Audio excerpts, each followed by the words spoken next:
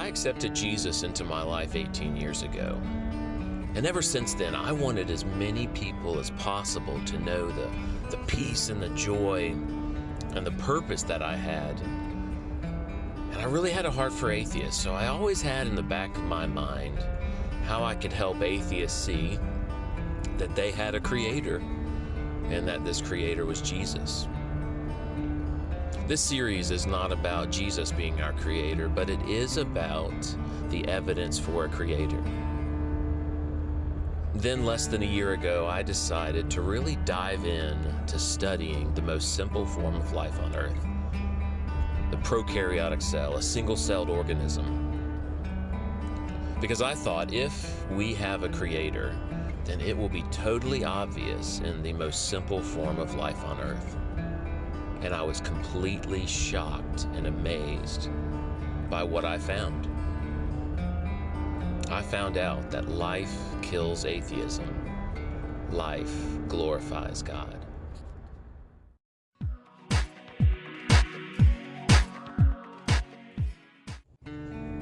So we've already concluded that there is code inside every living cell, known as DNA. It's code, it's recipe, it's information.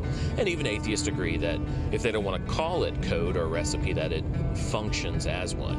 And then we've concluded that there are molecular machines, not things that are like machines, but actual machines. And even if an atheist doesn't want to admit that they are machines, then they can't help but deny that these proteins act like machines. And so far what we've seen is that there is, let's call it, now this is an analogy, that there is something like a recipe book inside all living cells, the DNA, and then there are machinery, call it a printing press, that copies that recipe book. So now what we need to do is take an individual recipe and turn it into something. And so that's a two-part process called transcription and translation. And we will look at transcription in this video, which is taking a page out of that recipe book, one recipe. But remember, this is not a book like what we have today in our books that has pages. It's more like a scroll. And so what you need is something that can identify when a recipe starts and when it stops. All right, because imagine if you're cooking, and imagine you've got a cookbook, but this cookbook is not in pages, but on a scroll. And imagine you didn't know where one recipe ended and one recipe began. And could you imagine making chocolate cake, and then when that chocolate cake was finished, you didn't know it was finished because there was nothing there to tell you it stopped? Because remember, there's no mind involved in abiogenesis.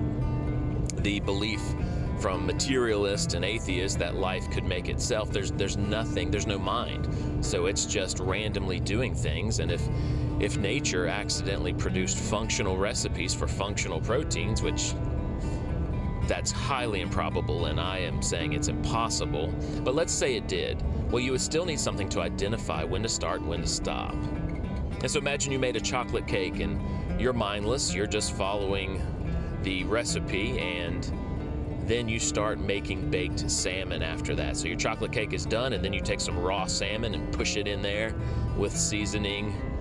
Yeah, what kind of a meal would that be, right? And so it is with transcription, that it is amazing that there are molecular machines that know when to start and stop reading the DNA and transcribe that section of DNA known as a gene to be translated into a polypeptide chain, which would fold into a protein. And there's a lot more to it than that. But watch this video. It is amazing of the machinery that copies a section of DNA, a recipe for a protein. Here it is. What you are about to see is DNA's most extraordinary secret. How a simple code is turned into flesh and blood. It begins with a bundle of factors assembling at the start of a gene. A gene is simply a length of DNA instructions stretching away to the left.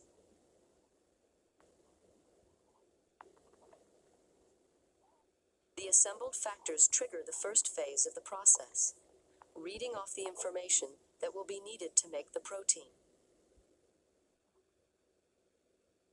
Everything is ready to roll. 3, 2, 1, go. The blue molecule racing along the DNA is reading the gene. It's unzipping the double helix and copying one of the 2 strands.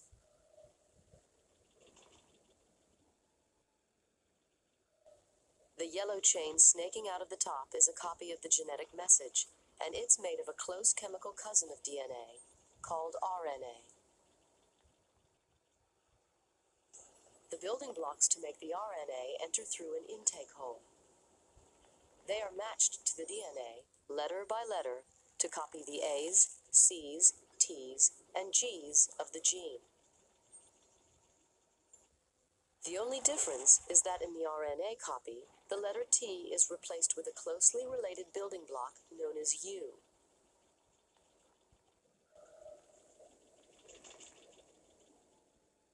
You are watching this process called transcription in real time. It's happening right now in almost every cell in your body.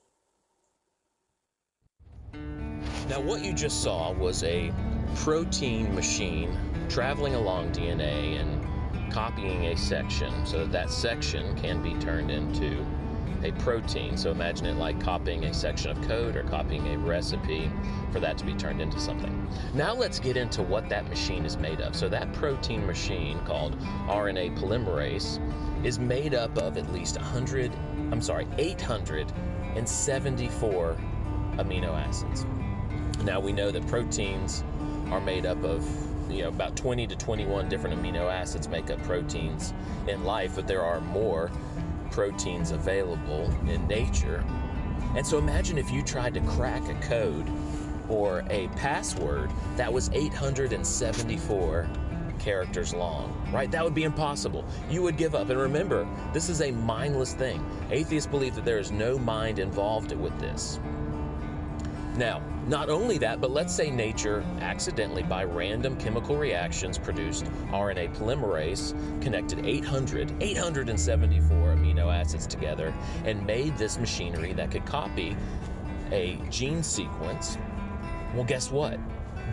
Proteins, except for amyloid proteins, we'll get into that later, but normal proteins like this do not copy themselves. So if nature accidentally got one right, then that's it. Because it would also, in that same microscopic membrane, have to get the DNA sequence, the gene sequence. Because remember, the code for this little protein microscopic machinery is in the DNA sequence. So not only would you need the amino acid sequence to come together and produce this machine, but in order for it to happen again, you would need the DNA sequence to contain the code for that. Now that is even longer, because DNA is made of 4 nucleotides in different combinations, and 3 nucleotides code for 1 amino acid. So that sequence would be 3 times 874, which I believe is 2,622. So do you see the problem here? Now let's say we've got random chemical reactions on Earth or even on another planet. You've got the whole universe, but they have to get together. So let's say on Earth, the amino acid sequence came together for RNA polymerase for this machine, and then on a different planet, the DNA sequence that would code for that came together. Well, that doesn't matter, because you need that machine to copy the gene sequence so it could be read and translated by the ribosome, which we'll get into in the next video. And if you don't have those two things together, it doesn't work. I've said this before, that abiogenesis, or the belief that non-life became life without a creator, it doesn't have a chicken and egg problem. It has a chicken and rooster problem, because you need a chicken and a rooster to produce more chickens. And you need genes and proteins to produce more genes and proteins. Think on that for a little bit.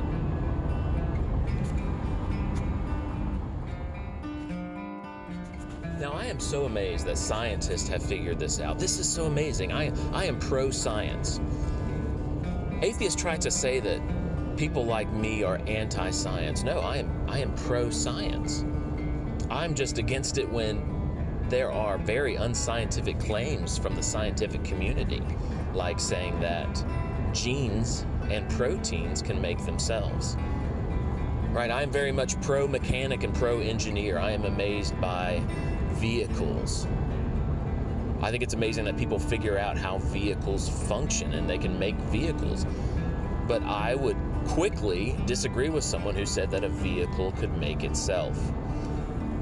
And atheists seem to think that scientists figuring out how things work means that it didn't have a creator. That's ridiculous. Understanding how a car works doesn't mean that the car made itself. And understanding how life and how genes and proteins work and these amazing systems inside all living cells. Learning these that doesn't mean that they weren't created. In fact, it's the opposite. We see things inside all living organisms that could only come about from an intelligent being. There had to be an intelligent being to decide when a gene sequence started and when it stopped. There had to be an intelligent being to put the sequence together of amino acids to produce a biological molecular machine that could copy a gene sequence into a messenger RNA strand.